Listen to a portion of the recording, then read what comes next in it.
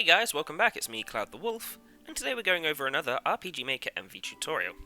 If you've ever played Final Fantasy VII, you'll know of a feature called the PHS.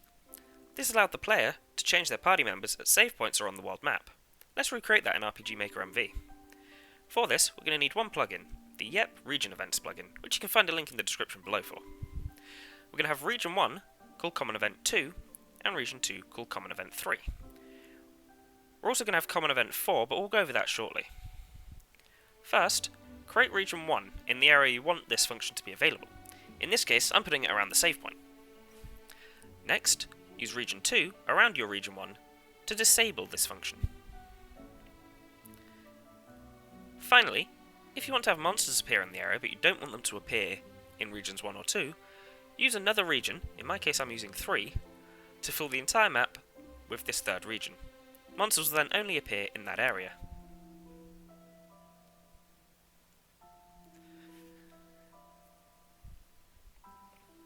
Once that's done, now we can go and create our common events. To go to common events, go into the database by pressing F9 or clicking the cog icons, then going to common events. I'm using common events 2, 3 and 4. For common event 2, I'm calling it PHS on. Next, I'm going to have a conditional branch. This will let me see if PHS is off, which is what we want to check. If it is off, let's turn it on. To do this, just use the control switch and turn PHS on. Next we want to turn on another switch, PHS update. We'll go over why shortly. Now let's copy that over into our second common event. We're going to call this one PHS off, and we're just going to do the reverse of what we did for PHS on. So we'll check to see if PHS is on, and if it is, we'll turn it off. And then once again we'll call in the update. Finally, we're going to use common event 4, our third common event, for the PHS update. Its trigger is going to be auto run, and it's only going to run if PHS update is on. What this will do is it will check if PHS is on. If it is, it'll enable the PHS function, and if it's off, it'll disable the PHS function. So this way you can only access this in this one area. Let's go and set that up now.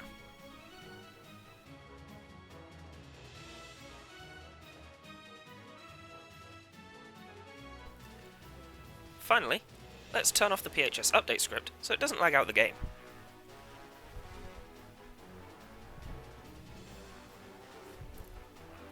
Next, let's copy and paste this, and then just change from PHS off to PHS on, and turn on the PHS script.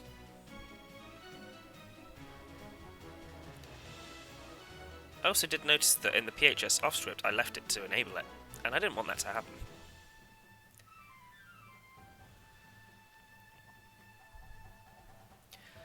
Now that we've done that, we're pretty much all set. Let's just make sure everything's working as expected before we go and test this.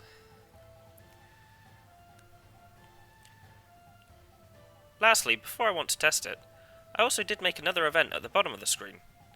This will also run at the start of the game. And just turn off the PHS function so we don't have it at the start of the game.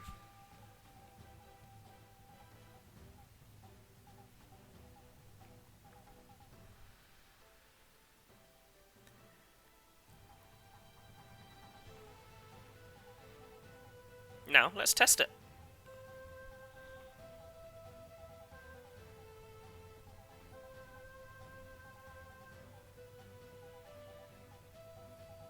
To test, we'll start a new game.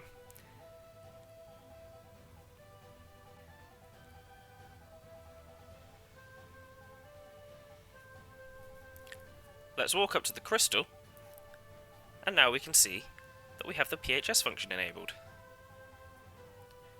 Let's walk away, and now it's disabled.